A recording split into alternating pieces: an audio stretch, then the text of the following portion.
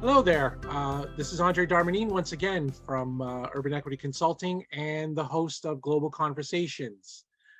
Today, we are going to be talking about the nuances and complexities of cultural diversity. And I want to put this in a little bit of context, understanding what cultural diversity really is and the nuances about it. So let's start about the nuances itself. Cultural nuances are differences in the way people in different cultures think and feel and behave. They can be small in terms of the way we greet each other, like religion and politics in itself. But also cultural nuances can make it hard for people from different cultures to understand each other. But it makes life actually interesting. Sometimes it could be funny in terms of those conversations. But all speaking aside, there could be some difficulties in that. So yet harnessing cultural diversity in the workplaces is crucial in supporting the staff from a variety of cultural backgrounds to be their best and generate actual results. So I've decided to put this into two parts here. So the first part of this conversation will be with my guests who are both authors and professor. Actually, I shouldn't say that. That's for somebody else. Sorry. It's actually, they're both professors, yes. And one is an author, Nitin Deckha, and the other is Renee Bhatti-Klug. So we'll be talking about the cultural diversity in itself, and I'm looking forward to having this conversation. So welcome to you both. Thank you. Thank you. All right. So, I just want to start off by saying, it was, we had an amazing conversation when we had the pre-discussion in terms of how we're going to go with this webcast, go with the direction of the webcast. But of course, I know you two in separate occasions. I mean, Renee, we've, first of all, you and I have had conversations on a variety of issues. I think this is the third or fourth time we've had a conversation virtually. Sooner or later, it's going to have to be in person one of these days. But yeah, so I mean, I've known you through the cultural intelligence space, and of course your work in itself. So let's start with you, Renee. Tell us about yourself, about the work that you do, and how you got to doing what you're doing right now. Great. First of all, thank you, Andre, so much for having me. And Nitin, it's really good to be here together. My name is Renee Bhatti-Klug. My pronouns are she, her. I am situated right now in Phoenix and the ancestral territories of the Aki, Mel-Atham, Peeposh, and the Hohokam Native communities, whose care and keeping of the lands allows us to be here today. Before I even begin, I will be talking about diversity, equity, and inclusion in culture from a US lens, United States lens. I know we have multiple countries represented today. So when I do talk, I'll try to situate all of my comments in US based. I was started off as an English professor. I was doing that for 17 years across the US and overseas. And I moved into training faculty and staff about 10 years ago in the university setting. It was through that work that I developed a framework and approach to cultural intelligence. It's different than how most people use it, but it very much situates us in understanding how we feel, think, and act as we are engaging with people who are different than we are. So I have a DEI consultancy or leadership consultancy called Culturally Intelligent Training and Consulting. Like I said, I'm in Phoenix, Arizona. I have 3 children. I've been with my spouse for going on 17 years. And I am an author, a traveler, and an avid fan of a lot of things fun, especially drinking wine and listening to Freddie Mercury. That's a good way to segue. Listen, there's so much there are so many hard conversations I have to have on my day-to-day that I've got to have some levity. So anyway, that's me. And how did you? Well, I mean, I guess you did talk about how you got into the business. So yeah, I did. My teaching was quite inclusive, and I worked with a lot of culturally and linguistically diverse students. And based on my reputation, they wanted me to move into training.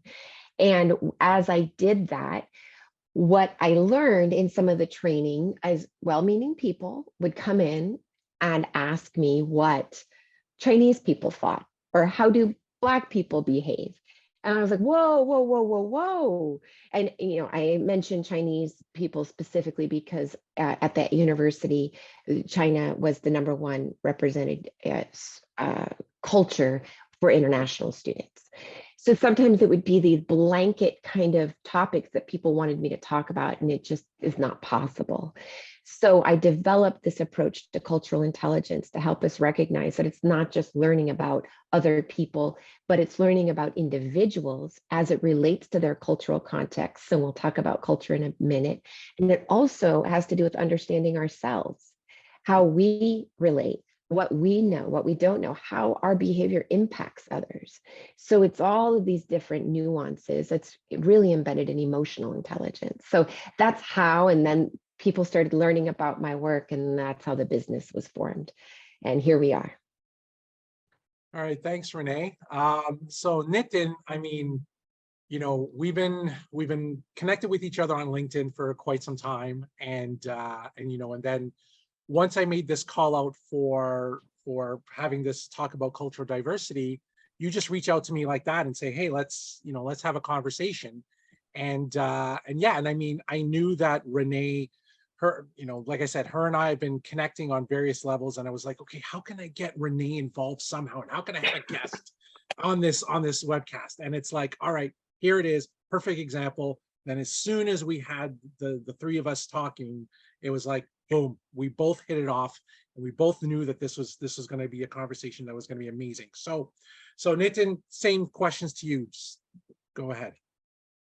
Okay, well, thank you, Andre, and thank you, Renee. And it's a great pleasure to be here. I don't know where to start. I think I've gone on this kind of accidental journey. There's an accidental, that's film Accidental Tourist. In a way, I've kind of become that process. Began with anthropology. My training, as I say to people, is in cultural anthropology, urban anthropology, and it allowed me to study in the United States, allowed me to do field work in the United Kingdom, which is also the place of my birth. So I've had some exposure to different locales and how, I guess, culture operates in different places, at least in the in English-speaking world. But I'm based in Toronto, Canada, and I'm really very fortunate because I grew up here. I went away and I've come back, and the conversations are very interesting. As I kind of worked a little bit in advertising in New York. I had to sell pet food and cat chow, and then I kind of fell back into teaching, and I think I became this generalist. And I didn't, I taught a whole range of different social sciences. I began to teach police officers. I began to teach early childhood educators, professionals. And then it led me to thinking about, well, I actually don't know how to teach really, because when you do a PhD, you don't really learn how to teach. You learn how to do research, but you don't know how to teach. And so I did a training and development certification at one of our local universities. And I think that got me thinking about how I could expand. What I like to do in terms of in terms of with people and students, and the idea of learning and the application of learning, I was getting more and more students who were professional learners. And gradually, because I taught such a different range of things, intercultural communication became one of the electives that I jumped on and allowed me to really reach a whole range of people. It led to me developing a program, like a certificate program for continuing education program at McMaster University in Southern Ontario. And also from that, some other courses around diversity, equity, inclusion, and belonging were being developed and incorporated. I also have a course called Transition to Work. So it's sort of preparing students for the labor market and the workplace. And so that made me get into contact with recruiters and learning what they were doing.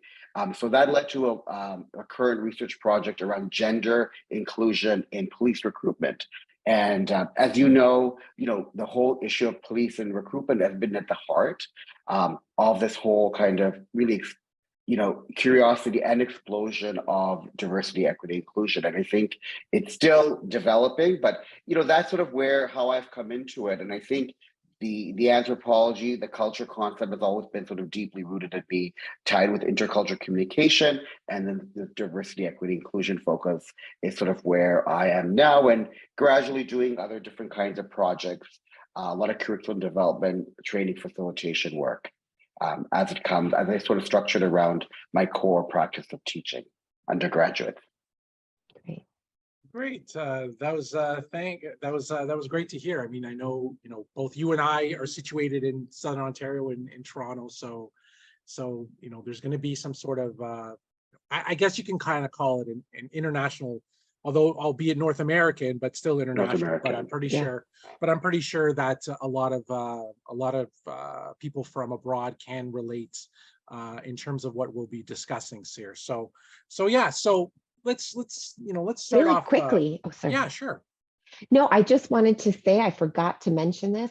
I am a Punjabi American, so I'm a first generation US born person. My dad is from India, and my mom is Irish, Polish, and French, so native of Arizona. So I wanted to self-identify quickly that for your global audience. And I don't know if Nitin, you want to as well. My self-identifications are very long, but well, my parents were from India, from the western part of India. It's a state called Maharashtra, which most people don't know. But I say Mumbai or Bombay, that helps a little bit. And then they migrated to London, England, where I was born. And then when I was around 4, my sister and I, we moved to Toronto, Canada. So we've got the migration, Indian contingent, if we will, and and I mean my partner, she's Indian as well. So I mean, so I have it all around me regardless. So yeah, so there we go. So anyway, off on a great start here. So let's dive right in for a moment. So we talk about cultural diversity. We're talking about cultural diversity now, but with organizations, they talk about organizational culture in one way. They separate diversity in another way. So yet there is a little bit of a complexity with that, in the sense that cultural diversity comes together as a package. So, and yet they don't have a real grasp on cultural diversity as a whole. So Renee, I know we talked at the outset before we got on air about your experience and what you do when it comes to promoting or prioritizing cultural diversity and inclusion. So tell us about your situation, and then Nitin, we can go from there. Sure, absolutely. So, when we serve as leadership and organizational change consultants, when we walk into any sort of initial training or consultation, we of course are going in there to promote an organizational culture of inclusion. So that, is your big umbrella. But then when you go into the individual level, we recognize that people have different social and cultural identities that deserve recognition. Why? Because as we walk into any space, our ability status, whether we have visible or invisible disabilities, our age, our gender identity and expression, our sexual orientation, religion, politics, even socioeconomic standing, whether that be in childhood or adulthood or both, all of these are aspects of our social and our cultural identities that inform who we are and how we engage the world and how we engage each other. As we come together, we create organizational culture. But if any one or many of those identities are excluded, are maligned, are felt like we can't show up in a certain way, and I don't necessarily advocate for bringing our whole selves to work. I think that can be problematic. But as we come together in the workforce, if any of those identities seem to be overlooked, it can really detract from the holistic organizational inclusion that we want leaders to achieve. Recognizing in the United States that most leadership happens to be comprised of very singular dominant identities, specifically white, male, certain age group, usually without visible disabilities. That last one's up for grabs. And as as that stands, a lot of policy and practice has not just been created and driven by, but also in support of people who share those identities.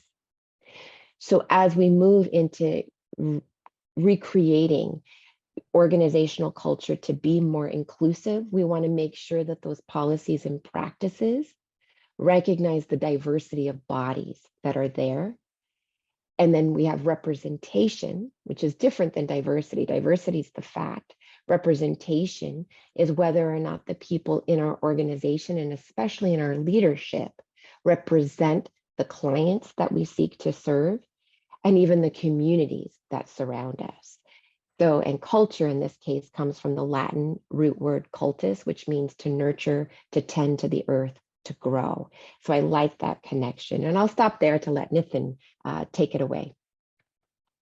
Yeah, Nitin, you know, we were talking about multiculturalism in that sense too. So, and we may look at it differently from what our American neighbors discuss. So yeah, Nitin, you know, talk about what your thoughts are on this.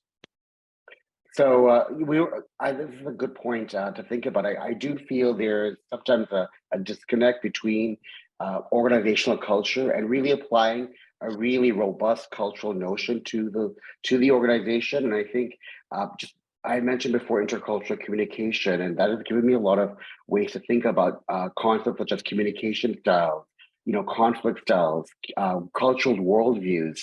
If we can kind of leave in or embed some of these ideas and intertwine them with a lot of great work happening around equity, diversity, inclusion, because that EDI work brings in power, privilege, those kinds of concepts, which is not often found in intercultural communication, and bring them together. And I think that we can have a much more robust conversation whereby organizations can look at culture, not just like, you know, what they strategically envision in the C-suite and just kind of chop down approach and why doesn't everyone have this, but really taking what is happening ground up, where are the conflicts, where are the collisions, where are the misunderstandings? And, you know, those, as Renee was describing, all those intersectionalities of various identities, and just only having them listed, that's the beginning, but actually for all of us to have a deeper sense of that lived experience, of embeddedness. And it has to be, you know, as we live in these very dynamic places with people moving, shifting, you know, North Americans are very mobile. They are moving around. They're uprooting themselves and remaking themselves. And certainly with, you know, in the case of Toronto, it's a you know, a polyglot place with multi languages, multi religions, multicultures, whatever, intertwining. And even, you know, one label does not hold everyone. Doesn't sort of embrace everyone equally. And I think even disentangling some of that in an organization, at least being aware of that, can give us a sense of, you know, where could the obstacles be, but also where could there be some strength? Because if you can create those conversations with unlikely, you know, partners, if you will, who may not be in different, they might be in different parts of the organization, different functions of the organization, they have to find ways to communicate and collaborate, you might end up with a, you know, a stronger institution. So I feel that where often the disconnect is that we want to celebrate the diversity, we showcase that, but then the complexity of that, the messiness of that, we don't really want to get, you know, too involved. And I think the part of it is also the time factor. And I think it is important that that idea of, you know, fitting with that discomfort has to be part of the strategy.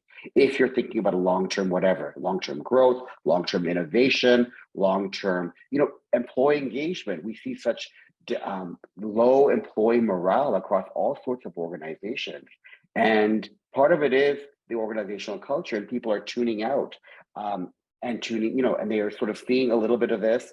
I even see this amongst my students, my professional learners on their discussion boards. Some of them are, you know, they are kind of, they're kind of prisoners in the training room where they've got to take, you know, implicit bias training or equity inclusion training.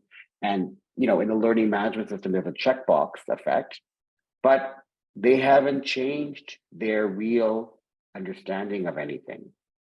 And so long-term, it's not very effective. So I think part of that problem is the organizational culture. There's lots of, if you think about an iceberg model, often there's so many things that are submerged, and you need to take that time to create those difficult conversations.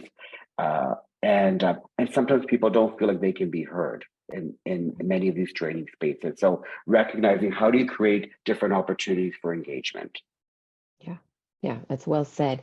And I neglected to say, excuse me, part of our cultural identities, of course, are our ethnic and racial heritages. And in the United States, because race has been embedded in so many historically exclusive spaces, particularly among our Black constituents, our Native American constituents, of course, Asians and Latina populations, there has been a lot of reckoning that has been happening. And so that has come to the forefront of our conversations.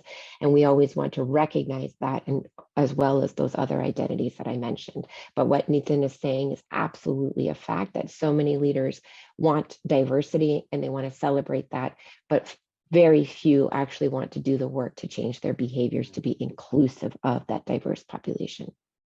Yeah, no, and I agree with you both. And I think there's, that's why I was trying to get to the point of the fact that there seems to be a mismatch between, how people, where we talk about cultural fit, a term that I just despise immensely, versus how we embrace diversity in itself. So putting those two together sometimes are not, for lack of a better term, they don't fit with each other. So this is where we have these types of complexities with this type of work and in terms of what we do. So yeah, so these are things that I've been hearing from the both of you when it comes to this. And yeah, so I want to get into another point here. Let's dive into, not only we're talking about from an organizational culture perspective, now we're talking about it from the personal perspective, and this is a two-part question on this. Let's start with the first one, where we come with cultural stereotyping and prejudices are generally discriminatory. And generally speaking, within an organization or within the realm of our populations, we talk about the perspective of white versus other cultures. But what about the complexities of racialized discrimination in the workplace between different cultures that are not white? It equally impacts diversity, inclusion, belonging, and equity. So Nitin, in your experience, how do you think we should address this and embrace those cross-cultural differences? I know you've talked about from a cross-cultural communications aspect, but can we dive in a little bit deeper to that? And then, of course, Renee, you can chime in afterwards. Well, sure. I think part of it is there has to be some kind of historical perspective. I think, how are we positioned? I mean, we talked about, our own ethnic heritage, our migration stories. Like, how does that come to be? Understanding a little bit about that. You're not going to we're still learning more and more about those things, but there is various kinds of complexity to structures of, colonization, of dispossession, of oppression, of slavery, of, prejudice of various different kinds that have different weight.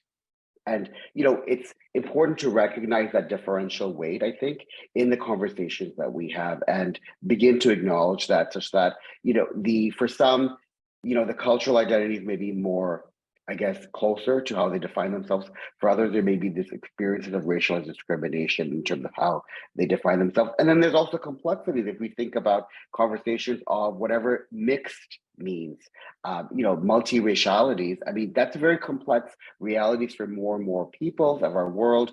And in fact, that might be even kind of a way to think about it, rather than these ideas of these ethnic groups as very bounded, or racial groups as bounded spaces, and we kind of put a listing. Certainly we do that in Canada with our census. We've got this idea of visible minority, which is a social construction. And, we say visible to whom, right? It implies that sort of a white unmarked norm.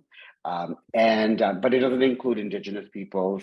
It's very hard for people who are multiracial or biracial, what have you, to fit into those kinds of boxes. So I think when we've got to really have a deeper understanding of even what race is. Every year I ask my students, what's the difference between ethnicity and race? And it's by no means clear. Sociologically, they're distinct concepts, but in terms of how we use them, like the layperson. So just in our culture, we've got a lot of confusion. So in terms of cross-cultural differences, I think, again, if we go back to this idea of culture a little bit more deeply and to think about those worldviews, those styles of conflict styles, where those might come from, that might help us understand each other a little bit more.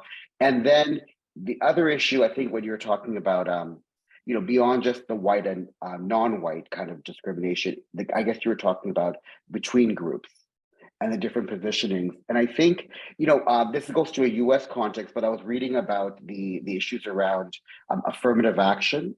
I believe it was in California, but in terms of university admissions, this is going to be heard in the US Supreme Court. And you saw they had some, this is from the New York Times, and they had some breakdowns in terms of how different voters or citizens felt about it. And it is really complex, because it means different things for different people, because it connects to ideas around academic opportunity and merit and these other kinds of ideas. So I don't think we can think that people are all going to be one way or think of one thing. It's going to be, again, their experience of racialized discrimination, of oppression is going to be connected to various lived experiences, to historical circumstances, and maybe other things they've experienced in terms of their migration journey to North America. And I think it's important to have that sense of that range of experience. It doesn't all look the same. And there's both the biographical narrative as well as probably some connections with similarities with various groups. I don't know if that helps. That's part of it. I mean, I want to get into the when Renee gets into it too, I want to get into the whole academic side of things, because both of you are academics, and you just raised a point about California. And before I get into that, Renee, if there's something you want to add to the conversation as well. Well, I'll add specific context that's, of course, US based, but Nitin, I think what you were saying, especially about ethnicity and raciality sometimes as it is, because there are differences between the two, again, both socially constructed, well, at least race. But when you talk about racialized discrimination, Andre, what's even happening in Florida right now under Governor Ron DeSantis is that they governmentally and statewide, because within the United States, each state has autonomy over the public education system and what's allowed and not allowed and so forth. So in Florida, they have rolled back any sort of educational mandates regarding historically Black narratives, meaning that essentially any sort of narratives that talk about the enslavement of Black people has been erased and taken out. And if there are teachers who want to allow their students to learn that, these teachers often get fired. I mean, it's awful. But at the same time, Florida specifically has pushed forward a requirement to have Asian American education. So this now is a pitting against of two different racial identities, both which have been historically excluded in the United States, but one, the Asian American population, has been stereotyped positively, if you will, but it can be quite negative in the grand scheme of things because of the emotional oppression it can have of the model minority myth. That Asian Americans somehow, or Asian immigrants somehow behave differently and maybe, quote unquote, in a better way than other immigrants. And it's false. It is rooted in a stereotype, and it perpetuates a cultural and even a family myth to the exclusion of so many people. And I think it negatively impacts the mental health of many Asian Americans or Asians in general. We saw this come out, I think it was in Florida, but I could be wrong on that, where there was an Asian American male who got like a 1590 on the standardized academic test, the SAT. I can't even remember what it stands for. It's been a long time since I was in high school. And he got that, and he also had like a 4.6 GPA, and typically GPAs are like 4.0 is the top. So this person is a superstar academically and did not receive admission to 6 different Ivy League or high level institutions. And this student blamed it on affirmative action. And it was really an anti-Black sentiment, if we're really being honest. And if you look at the statistics in Ivy League enrollment and enrollment into the 6 specific schools that he had applied to and not gotten into, you can see that yes, the majority of enrollment there is white, but a lot of that is legacy enrollment, meaning if their parents, grandparents, so forth have gone there, they do kind of have this extra ability to get in. But the second, and sometimes even the first, depending on the school, demographic of students is Asian. So there is a large Asian representation at these schools, yet somehow this student felt that he wanted to go public with this very anti-Black narrative to justify why he didn't get in. Now, I don't know why he didn't get into those 6 schools, but in terms of what you're talking about, Andre, that this racialized discrimination that happens in pitting different racial groups against each other, it's happening a lot, especially right now. Yeah. And Nitin, I mean, let's bring it back to the Canadian context. I mean, what we're seeing in Quebec, right? With Bill I was thinking of 96. Quebec. Yes, see, with Bill 96, and of course, prior to Bill 96's passing. So basically, Renee, it's a bill. I don't know the whole specifics of it, but it's a bill that basically says that in order to be, it's basically a French first bill that in terms of language, so to strengthen the French language within Quebec, because they have this fear that the French language is diminishing. And with that, it creates a problem, especially with new immigrants to Quebec, where in this perspective, they some immigrants have only 6 months to learn the language, otherwise they lose their jobs, right? Or and I believe that's part of it. I'm not don't quote me on everything, but that's part of the issue. So even that, you're pitting French Canadians, and normally those are ones who are white, versus those who are new immigrants. I mean, mind you, there are Black, such as Haitians and those from Martinique, who are French speaking, but then those who come from non-French speaking nations, or even Algeria or Morocco and whatnot, but then those who come in from refugee state, those who are refugees and whatnot, there's a problem. And of course, then there's become the issue. Now we're flipping on the other side of non-French speaking white people versus French speaking white people. So even that, there's that cultural nuance, if you will, or based on language. So Wow. so Nitin, I mean, I hope I summarized it well enough, but I think that's the gist of it here in Canada. Yes, I think it's been interesting with the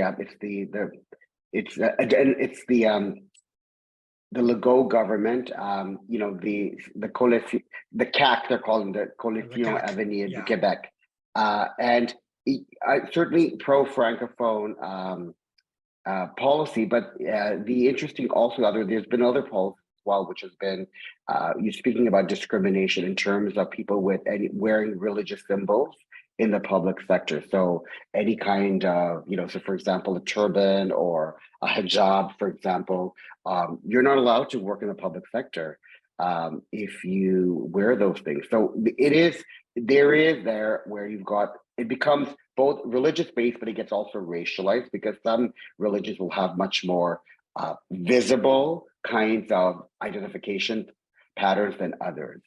And some can be more easily concealed, let's say, what have you. So it does have a differential impact, even though they're trying to uphold secularism. So they're taking kind of a French model, like from France, this idea of secularism and equality. And interestingly, France is a country in which you can't even measure ethnicity and race, because there's no way to do it statistically. It's very different. So even to have we talk about the importance of data. That's been an interesting conversation also. But so in Quebec, they've got this idea that there is no racism. Even the premier has said that.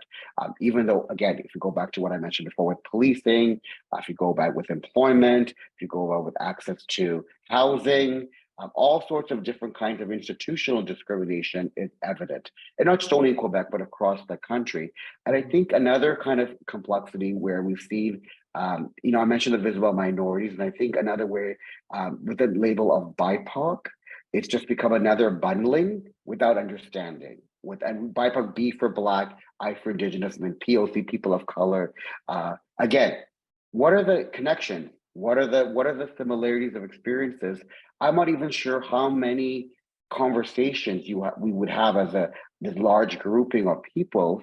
In terms of fora, they think, well, instead of having all these different, Black experiences or Indigenous experiences of people of color, experiences can be so vast. We'll find the one BIPOC person, so all of that diversity become reduced to kind of this singularity. So this is the other kind of way, which I think works like kind of like a discrimination, because rather than understanding the depth and range of experiences, it becomes sort of reduced into this kind of box as well. And I think that breeds discontent, because people then feel, why that person and not me?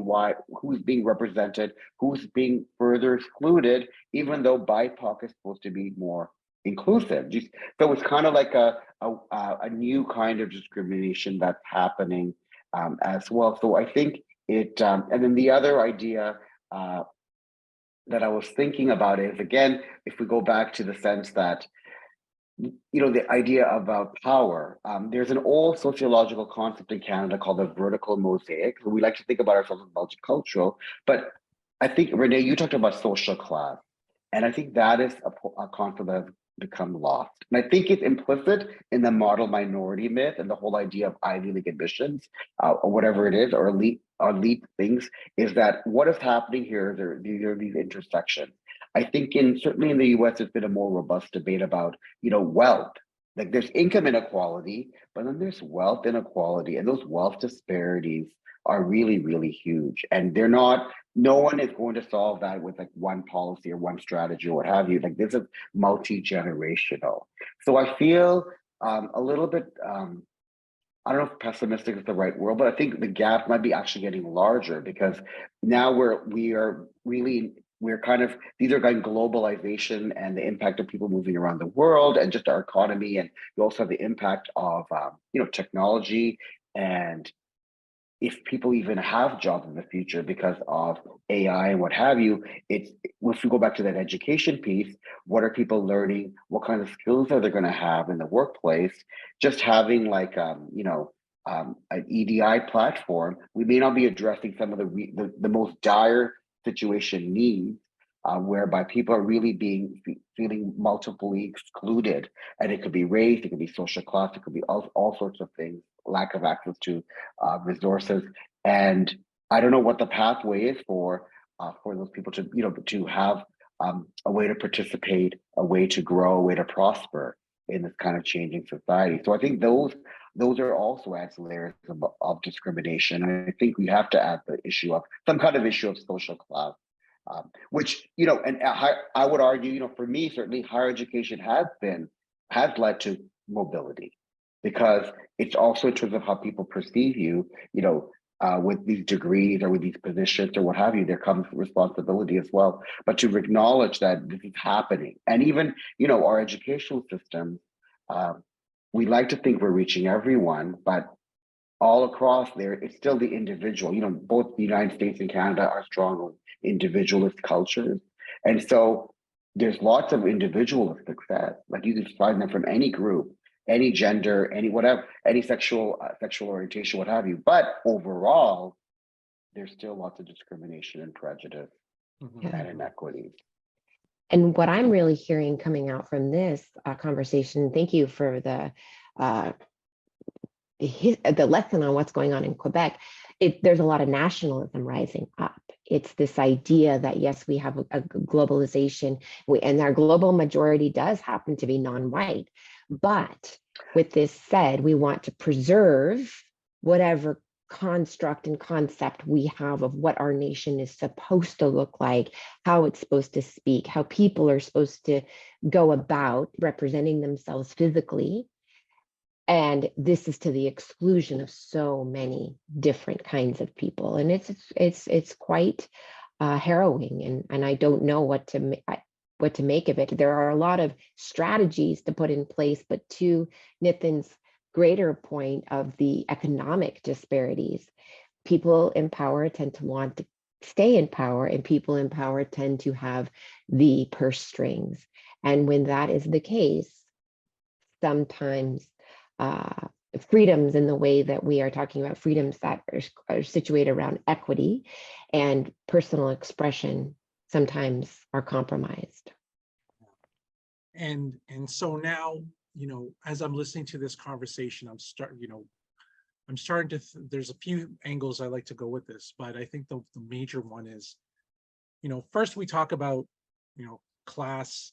And I know we at the outset, we never really, wanted to discuss caste, but at the same time, there's a twofold happening here. Number one, especially with you, Renee, when you talked about Asian culture, and I know I've had a previous conversation with Jolene Jiang where we talked about Asian inclusion, and I'll put that in the speaker's notes. But also there's that whole factor of, number one, we box Asians as a whole, and so there should be a category for East Asian, Pacific Islanders, and then South Asians, right? We talk about this AAPI, or we just came off of Asian Heritage Month here in Canada, AAPI Heritage Month in the US. But then there's the complexities of the intercultural differences and nuances and complexities, especially within the South Asian culture. So to the both of you, I mean, Renee, let's start with you. With the fact of cultural diversity, being South Asian, and how conflicts can arise based on position and where people locate differently. How do you think administrators, organizational leaders, politicians in both local and global landscapes could be approaching this differently? Oof, it's a big question. Yeah. So, when we talk about just India in general, we know that there's still an existing caste system, and there's colorism. So racism is when often there are people who are white are creating policies, practices to the exclusion of people who are non-white. Within cultures where the people are all non-white, but gradations of brownness, then we have the oppression of different shades of brownness. And that happens all over the world. And specifically, as you said, India. And then within India, I think there are 119 official languages. Then you come to the other side with people like me who were not white and were not Indian growing up because of my biraciality and the fact that I was one of the newest generations to be able to experience that because of the immigration laws and the marriage laws in the United States, which interracial marriage was not legalized until the late 60s here throughout the country. Anyway, what does this have to do with organizational culture and structure, and what leaders need to be thinking about? Well, it really depends on who's comprised within the organization. When you have an organization that has a number of immigrants from different countries, not only now are we dealing with organizational culture within our specific nation, whether that be the US or Canada, but now we have the microcosms and all of the cultural nuances that people bring in from their respective cultures, that could be the caste system, which looks at economics and all sorts of things. It can be colorism. It can be religion.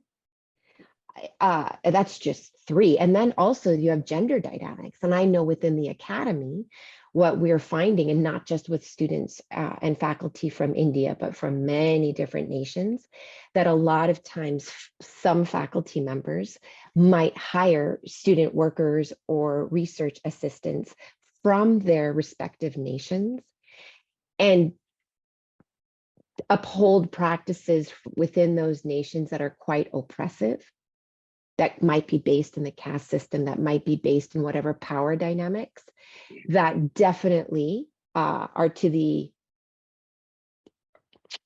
not promote a culture of belonging specifically for that research assistant. And so I'll stop there. And I think I've addressed your question. It was a big question, and I'll let Nitin take over. Oh my goodness, this is a difficult question. Renee, I was really glad you connected caste to power because I think that's a very important nuance. And I think even how people position themselves is, you might suggest, I mean, like a theory of interest, like people are, they want to expand their own influence. Maybe they might be ambitious. They might want, I mentioned social mobility. So and I think that is part of our whole idea of meritocracy. I mean, that's part of the American dream. It's not to go down, it's going to go up. I mean, obviously everyone can't go up because that doesn't work in capitalism. But you could argue that economic growth can benefit over generation. And so this is, again, people now, I think I had mentioned the whole kind of global system, and now it's not just even the nation, it's porous, like the boundaries are porous. We're seeing even in the Canadian context, which we hadn't seen before, people walking across, risking their lives, people dying to come to Canada, crossing the US border for all sorts of different kinds of reasons. And in Canada, South Asian is a social construct, but it's very leaky because there are lots of people who have origins from India, from Pakistan, from Bangladesh, from Sri Lanka, and others. Those are the four main ones. Also, of course, Nepal as well. And but they're organized differently. Some people are coming as economic migrants because they're being recruited because of their education. We're having an increasing issue with international students who are being exploited for, in terms of paying international fees, but also not being really supported and facing a great deal of mental health challenges, as well as their whole kind of being detained and deported back. I mean, there's all sorts of things there as well. So again, this is a positionality. We have people who have migrated from the Caribbean with South Asian ancestries, Fiji, South Africa, East Africa. So it's actually very complex. So this is why that container, it might be convenient for statisticians, but I don't think it tells us much about people and their experiences. And so I think if you're an administrator of a school or university, or if you're an organizational leader, you want to be able to go back to that earlier idea of those cultural differences, to not presume that all these, brown people will have the same kind of experience. Like, they'll speak Indian. I mean, I cringe when they will like this food. It's those kinds of stereotypes that get reincorporated. We see that in some of our popular culture as well. And so I think it is, again, having greater complexity, better sense of history, and also what is happening geopolitically as well.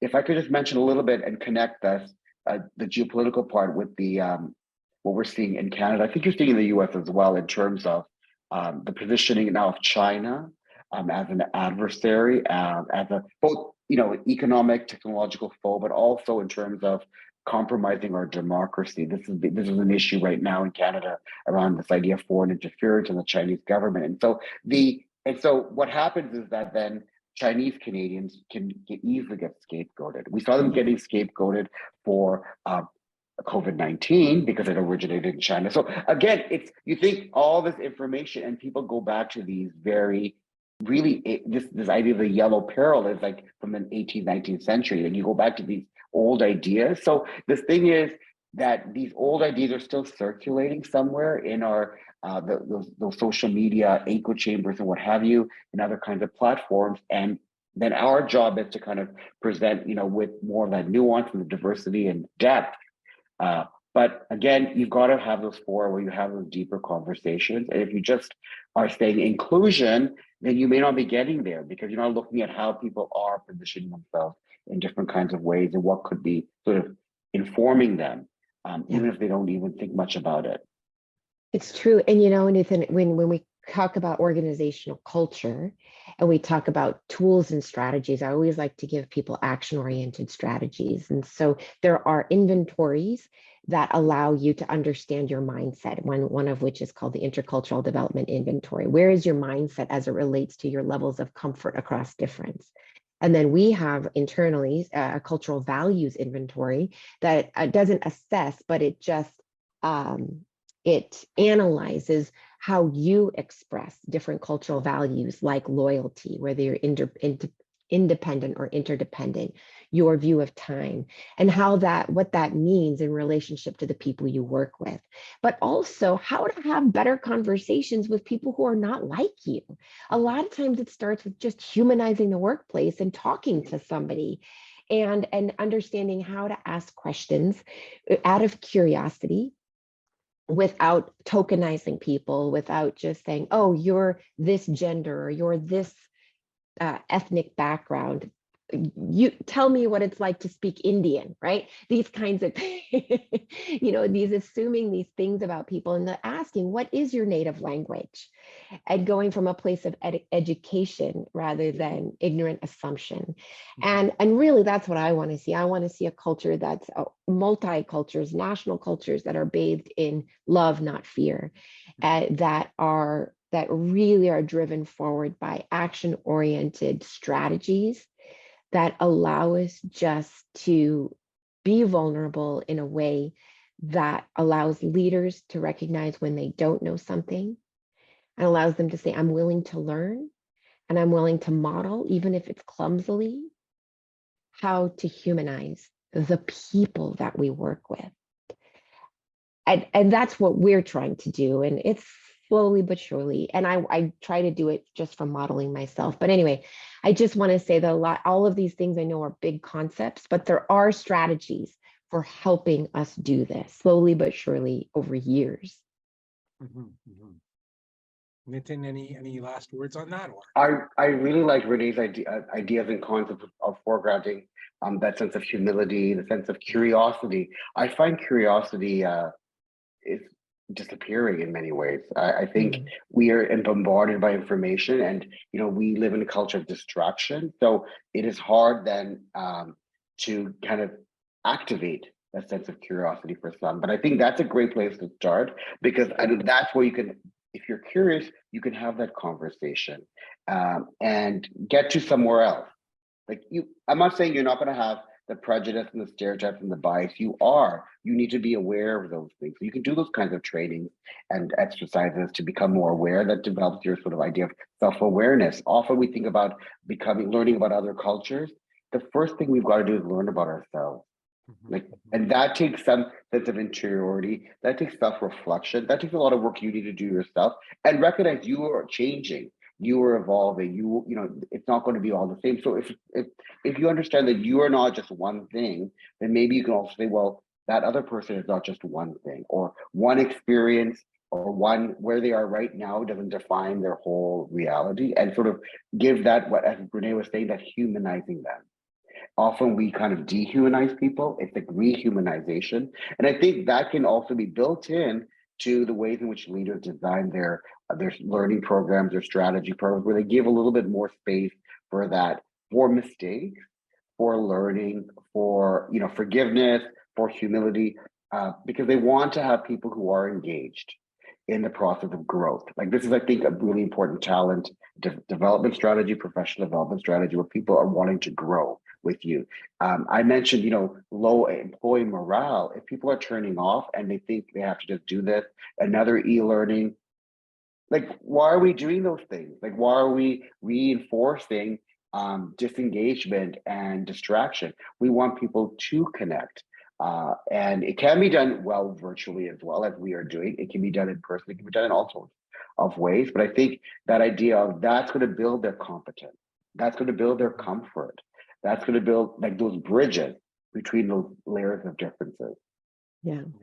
No, excellent. Well said, Nathan. And there's so much that we've talked about. Talking about being mixed race. Renee, you and I are the same. We're both mixed race. We talk about, do you speak Indian even though you could come from Trinidad, right? Or Guyana, right? When they don't even have that, although religion, there's a commonality, but not so much in culture, because they all predominantly they speak English, right? And then you have, and then there's just so much here. And this is why when I first had this, the topic itself, I've talked about it it was nuances, and in brackets, the complexities of cultural diversity. Now it's actually take out those parentheses And there's so much complexity to this work, whether it's from, we've talked about it from the organizational level, we've talked about it from the cultural level, then we've talked about it from the intercultural level, right? So there's so much complexity to cultural diversity that we need to think of. And at the end of the day, we need to take a step back and, as they say, we need to have that 30-second pause. But in reality, when we're having these conversations, it's really a 90-second pause of, not only do we got to pause about it from an emotional intelligence perspective, but add to that the cultural intelligence perspective, the cultural, not only we have this continuum, if you will, of going from cultural competency to cultural intelligence, and as you rightly put, cultural humility. So I want to close off by talking about all of this, and to say, to understand and to overcome these complexities, it's a very difficult path to accomplish and overcome. So in other words, I may have answered the question, but to the both of you, there is a path forward.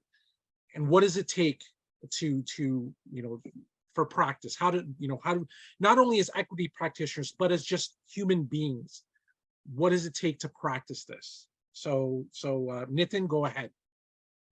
Well, I think while you were speaking, Andre, I was thinking about the idea of vision. Like, what vision do you have for the future? And we could have sort of just very dystopian kinds of visions of more violence, more fear, more anxiety, more addiction, more people distracted in their bubbles, closed off from the world.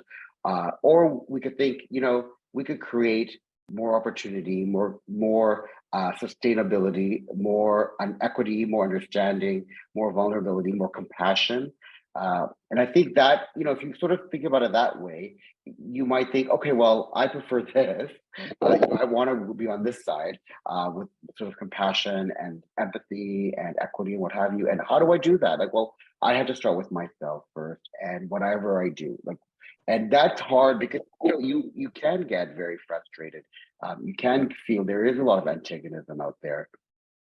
And I think as you said, the 90-second pause, sometimes it even takes longer than that. For me, where I really, even have to reflect back on something that might happen a few months ago in an environment, I think, why did I respond in that way? How could I do something differently? And that's that self-reflection, that's that self-awareness. We're always imperfect, but we can be committed to improve. And I think that has to be there. That we can actually do better and what have you. And I think that does mean that questioning a lot of the pessimism, the critique, the kind of the anger, we have to get to that to try to engage with it, but we can't let it determine our larger vision. Yeah. I really like what you're saying there, Nitin. And I would drill down even a little bit more specifically. Our model for cultural intelligence is guided by the values of curiosity, empathy, compassion. So it was nice to hear that. So empathy, though, is built of 4 skills, according to Teresa Wiseman, and that's our ability to understand somebody's viewpoint or perspective, our ability to understand their emotions, not necessarily feel them. We can't always feel. And we're not equipped, or we need to put up a boundary or whatever. The 3rd is remaining non-judgmental, big one. And the 4th is communicating an understanding of that person's perspective. So to do any of those 4 skills of empathy, we have to start with listening. And if we can start to do that, and listening to listen, is my sound okay? Oh yeah. Okay. Yeah. Listening to, I heard a little click and I was like, oh no, just in time for things to technology to fail. Excuse me. So for us to be able to lead through listening, because so often we want to lead with action, but I say to leaders, back up first and start to listen. Learn first before you lead. That's culturally intelligent leadership. Because otherwise we lead thinking that we know what somebody else wants. And what's that? That's imperialism. That's colonialism. That is not responsive. But the counterpart, according to Esther Perel, of empathy is self-awareness. So going back to what Nitin was saying, that as we grow as we learn about who we are. We begin to better understand, okay, am I listening? How am I listening? How do I need to listen better? And as I move forward to lead, what am I learning and how can I apply this learning in culturally responsive ways? So that's where I want all of us to start as individuals, and recognizing that leadership is in every level. I am a leader as a spouse, as a friend, as a parent, as a neighbor, as a pet owner, as, yes, an owner of a company, all of those things. But I say to my children, if you cannot demonstrate kindness to us as your family, you don't get to go out and play with your friends. And the same thing with me as an individual. I don't get to lead a company on cultural intelligence unless I can demonstrate it in my home and be the same person within as I am outside.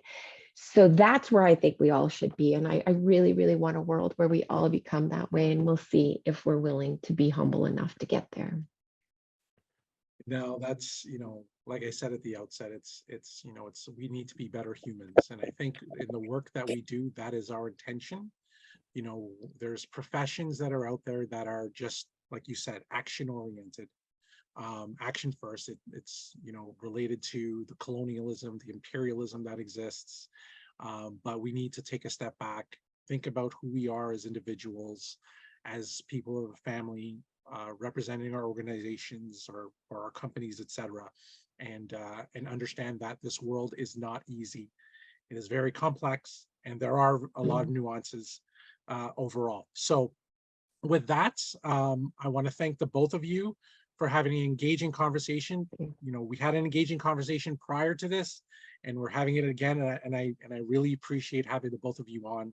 And I thank you for your insights, your wisdom, your knowledge, and your experience to bring to the table, and for our audience to listen in on. So thank you for this.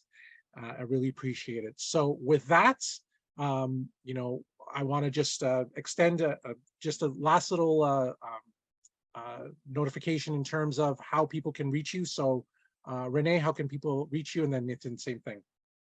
They can learn more about us at www.culturallyintelligent.com, and also on LinkedIn, on Instagram, where our two biggest presences are. Culturally Intelligence, our handle. You can also email us at learn@culturallyintelligent.com. We're happy to meet with you for a quick conversation or for long-term strategy and connections. Thank you, by the way, Andre, for having us on. Go ahead. No problem.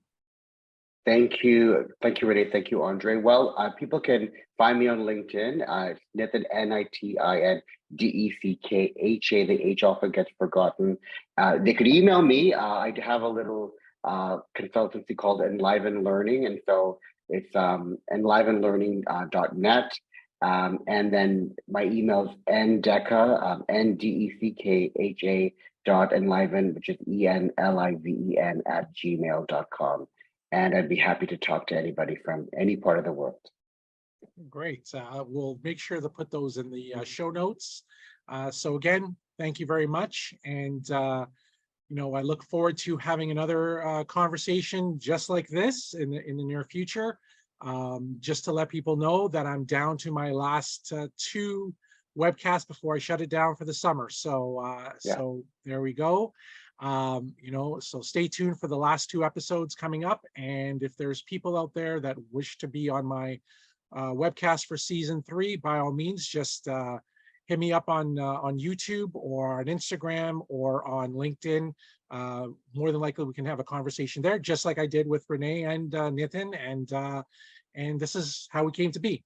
So with that, I bid you adieu, and have yourselves a wonderful day. Take care. Until next time. Bye. Bye. Thank you.